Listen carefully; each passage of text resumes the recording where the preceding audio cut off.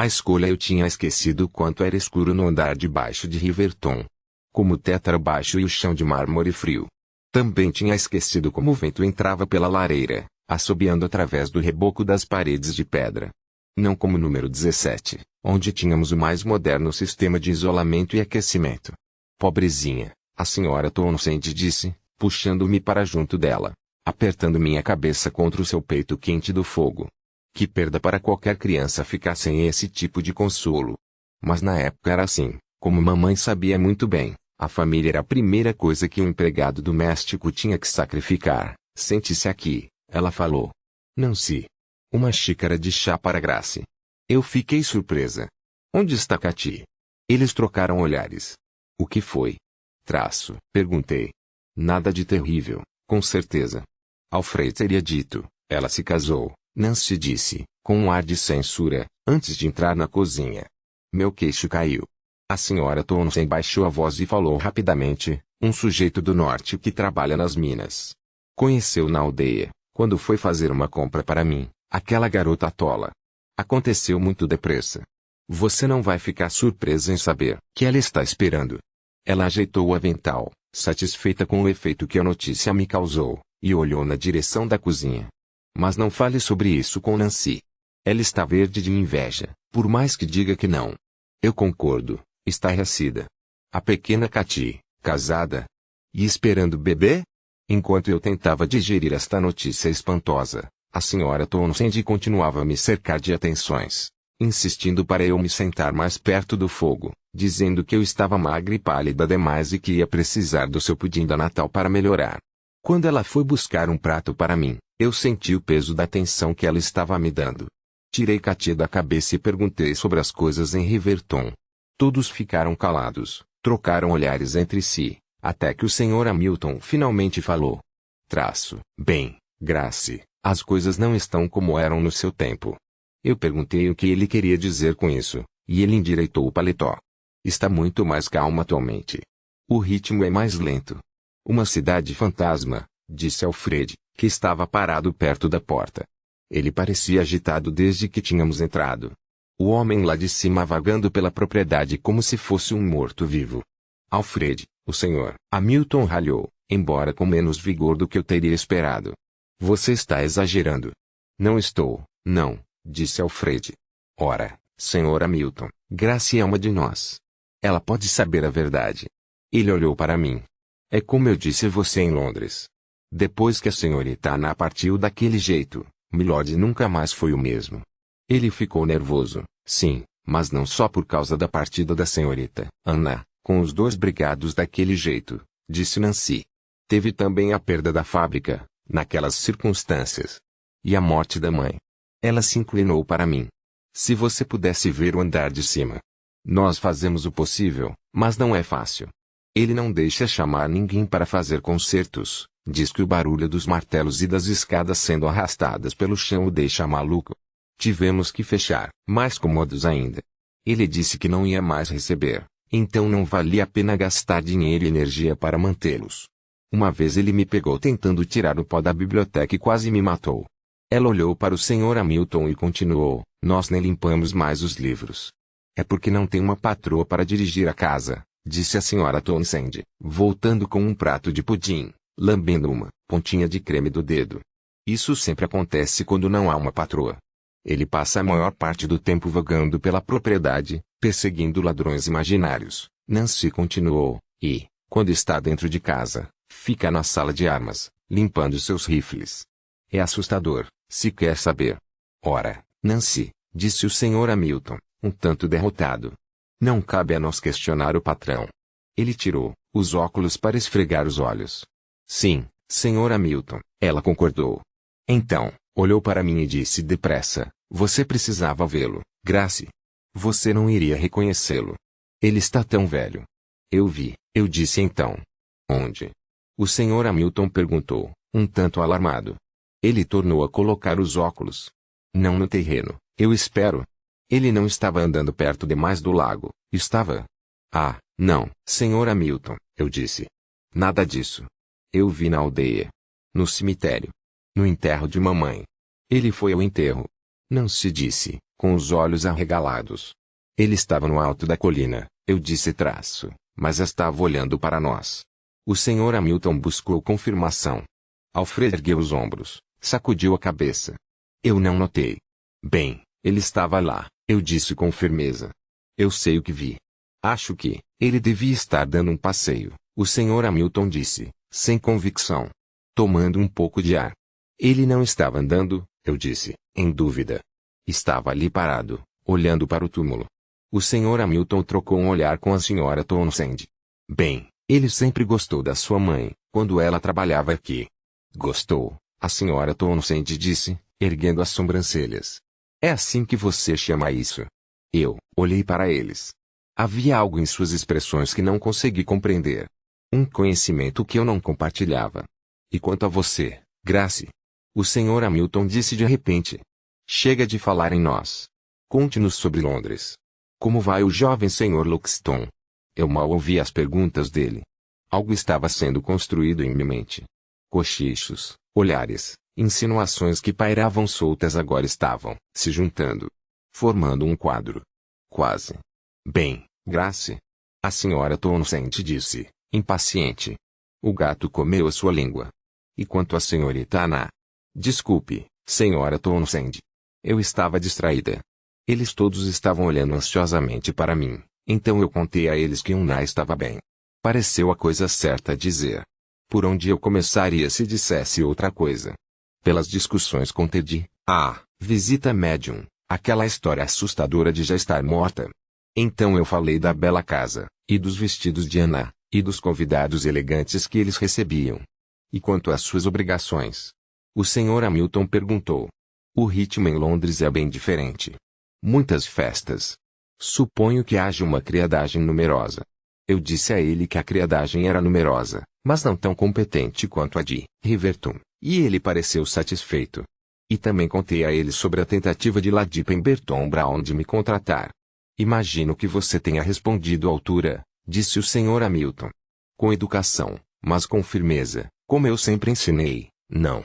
Sim, Sr. Hamilton, respondi. É claro que sim. Muito bem, ele disse, radiante como um pai orgulhoso. Glenfield Hall, hein? Você deve estar famoso se gente de Glenfield Hall está tentando roubar você. Mesmo assim, você fez a coisa certa. Na nossa área de trabalho, o mais importante é a lealdade. Todos nós concordamos. Todos, menos Alfred, eu notei. O Sr. Hamilton também notou. Alfred já contou os planos dele para você? Ele disse, erguendo uma sobrancelha cor de prata. Que planos? Eu olhei para Alfred. Eu estava tentando contar, ele disse, indo sentar-se ao meu lado. Eu estou indo embora, Grace. Chega de sim, senhor, para mim. Minha primeira impressão foi de que ele ia deixar a Inglaterra de novo. Logo quando estávamos nos acertando. Ele riu da minha expressão. Eu não vou para longe. Só estou deixando o emprego. Um amigo meu, da guerra, nós vamos abrir um negócio juntos. Alfred, eu não sabia o que dizer. Estava aliviada, mas também preocupada por ele. Largar o emprego. O segurança de Riverton. Que tipo de negócio? Elétrico. Meu amigo é muito jeitoso. Ele vai me ensinar a instalar campainhas e coisas assim. Enquanto isso, eu vou ficar gerenciando a loja. Vou trabalhar duro e guardar dinheiro, Grace. Eu já tenho um pouco guardado. Um dia vou ter o meu próprio negócio. Vou ser o meu próprio patrão. Você vai ver. Depois, Alfred me levou de volta à aldeia. A noite estava caindo rapidamente e nós andamos depressa para não congelar. Embora eu estivesse feliz com a sua companhia, aliviada por termos nos entendido, eu falei pouco. Eu estava pensando em mamãe. Na amargura que ela sempre carregou consigo, sua convicção, expectativa quase, de que a vida dela era uma vida azarada. Essa era a mãe de quem eu me lembrava. Entretanto, já fazia tempo que eu sabia que ela nem sempre fora assim. A Sra. Townsend se lembrava dela com afeto, o Sr. Frederick, tão difícil de agradar, tinha gostado dela. Mas o que tinha acontecido para transformar a jovem arrumadeira com seu sorriso secreto? A resposta, eu estava começando a suspeitar, era a chave para revelar os muitos mistérios de mamãe. E a solução estava próxima. Ela estava escondida nos recantos da minha mente. Eu sabia que estava lá, podia senti-la, vislumbrar seu contorno, mas toda vez que me aproximava, que tentava agarrá-la, ela escapava. Que isso tinha a ver com meu nascimento eu tinha certeza, mamãe tinha sido clara quanto a isso. E eu tinha certeza de que aquele pai fantasma tinha o seu papel, o homem de quem ela falou com Alfred, mas nunca comigo. O homem que ela amou, mas perdeu. Que motivos Alfred tinha dado? A família dele? Seus compromissos? Grace. Minha tia sabia quem ele era, mas seus lábios estavam tão selados quanto os de mamãe. Mesmo assim, eu sabia muito bem o que ela pensava dele. Discussões em voz baixa entre elas marcaram a minha infância. Tia Day censurando mamãe por suas escolhas erradas, dizendo que ela havia feito a própria cama e agora ia ter que se deitar nela. Mamãe chorando e tia Day batendo no ombro dela para confortá-la. Foi melhor assim, não poderia dar certo. Você está livre daquele lugar. Aquele lugar, eu sabia, mesmo sendo muito pequena, era a imponente casa na colina. E eu também sabia que o desprezo que tia Day sentia por meu pai era igual ao que ela sentia por Riverton. As duas grandes catástrofes na vida de mamãe, ela gostava de dizer. Grace. Um desprezo que tinha se estendido ao Sr. Frederick, ao que parecia. Que ousadia dele, ela dissera quando o viu no enterro, mostrar a cara agora. Eu imaginei como minha tia sabia quem ele era, e o que o Sr. Frederick podia ter feito para deixá-la tão zangada. Eu também imaginei o que ele estaria fazendo ali. Gostar de uma criada era uma coisa, mas aparecer no cemitério. Assistir ao enterro de uma de suas antigas arrumadeiras, Grace. A voz de Alfred chegou de longe, de fora do emaranhado de pensamentos que enchia minha cabeça. Eu olhei distraidamente para ele. Eu estou querendo perguntar uma coisa para você o dia inteiro, ele disse. Tenho medo de perder a coragem se não perguntar agora. E mamãe também gostava do Sr. Frederick? Pobre Frederick. Ela havia dito quando o pai e o irmão dele morreram. Não pobre Lady Violet ou pobre Jemima. Sua simpatia tinha ido direta e exclusivamente para Frederick. Mas isto era compreensível, não era?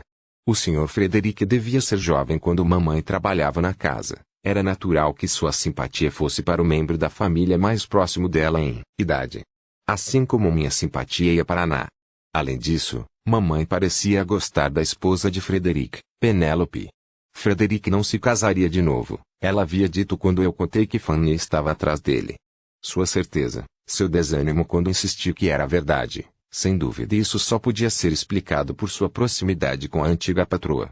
Eu não sou bom com as palavras, Grace, você sabe disso tão bem quanto eu, Alfred estava dizendo. Então vou falar francamente com você. Você sabe que eu vou abrir um negócio em breve. Eu balançava a cabeça, mas minha mente estava longe dali. Eu estava quase agarrando aquela forma esquiva. Eu podia vislumbrar o seu contorno, saindo das sombras, mas isso é só o primeiro passo.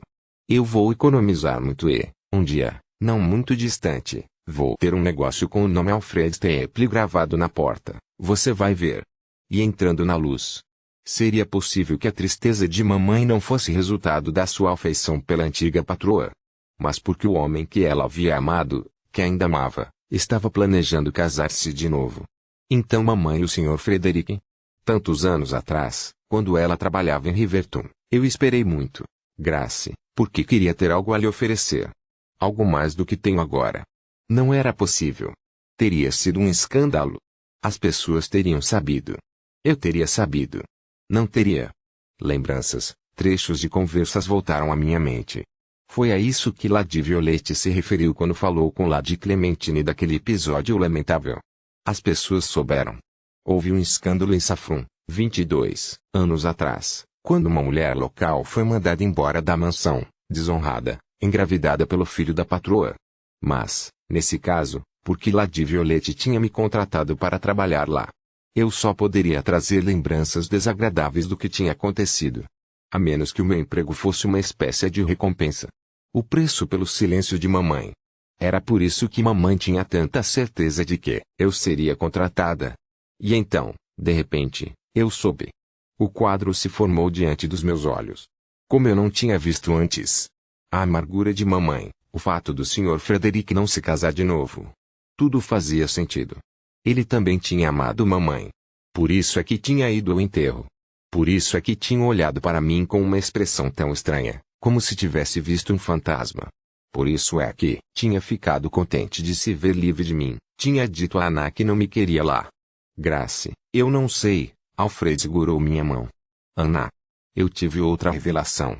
Fiquei sem ar. Isso explicava tanta coisa. O sentimento de solidariedade, de fraternidade, sem dúvida. Que tínhamos uma pela outra. As mãos de Alfred apertaram as minhas, impedindo-me de cair. O que é isso, Grace? Ele disse, sorrindo nervosamente. Não vá desmaiar. Minhas pernas cederam. Eu tive a sensação de estar me dissolvendo em 1 milhão de partículas, de estar caindo como areia de um baúde. Será que Ana sabia? Era por isso que ela insistira que eu fosse com ela para Londres. Que tinha se voltado para mim quando se sentiu abandonada por todos. Que tinha implorado para eu não deixá-la nunca. Que tinha me feito prometer. Grace. Alfred disse, sustentando-me com o braço. Você está bem? Eu assenti, tentei falar. Não consegui. Ótimo, disse Alfred. Porque eu não disse tudo ainda. Mas acho que você já adivinhou. Adivinhei? Sobre mamãe e Frederick. Sobre Ana? Não, Alfred estava dizendo alguma coisa. O que era mesmo? Seu negócio, o amigo do tempo da guerra, Grace, Alfred disse, juntando minhas mãos entre as dele. Ele sorriu para mim, engoliu em seco. Você me daria a honra de ser minha esposa. Um clarão. Eu pisquei os olhos. Não consegui responder. Um turbilhão de pensamentos, de sentimentos. Alfred tinha me pedido para casar com ele. Alfred, que eu adorava, estava parado diante de mim, esperando minha resposta. Minha língua formou palavras, mas meus lábios não obedeceram. Grace. Alfred disse, os olhos muito abertos, cheios de apreensão. Eu sorri, depois comecei a rir. Não conseguia parar. Estava chorando também, lágrimas frias escorriam pelo meu rosto. Acho que era histeria, tanta coisa tinha acontecido nos últimos minutos, tanta coisa que eu precisava digerir. O choque de compreender que eu tinha um parentesco com o Sr. Frederick, com Ana. A surpresa e o prazer do pedido de Alfred. Grace. Alfred estava olhando para mim, inseguro. Isso quer dizer que você aceita casar comigo? Casar com ele. Este era o meu sonho secreto, mas, agora que estava acontecendo, eu me sentia despreparada. Já fazia muito tempo que eu havia considerado isso como sendo uma fantasia. Que deixara de imaginar que pudesse acontecer, de verdade. Que alguém me pedisse em casamento um dia. Que Alfred me pedisse em casamento. Consegui parar de rir e balançar a cabeça afirmativamente. Eu disse, sim. Pouco mais que um sussurro. Fechei os olhos, minha cabeça rodou. Um pouco mais alto, sim. Alfred respirou aliviado e eu abri os olhos. Ele estava sorrindo, radiante. Um homem e uma mulher que estavam andando do outro lado da rua se viraram para olhar para nós, e Alfred gritou para eles. Ela disse sim, e então tornou a se virar para mim, tentou parar de sorrir para poder falar. Agarrou-me pelos braços. Ele estava tremendo. Eu tinha a esperança de que você dissesse sim. Eu balancei a cabeça, sorri. Tanta coisa estava acontecendo. Grace, ele disse baixinho. Será que eu posso beijar você? Eu devo ter consentido, porque ele segurou minha cabeça com uma das mãos e se inclinou para me beijar. O tempo parou. Então ele me deu o braço, era a primeira vez que fazia isso, e nós caminhamos juntos pela rua. Não falamos nada, apenas caminhamos juntos, em silêncio. O braço dele, apertando o tecido da minha blusa contra a minha pele, me fez estremecer.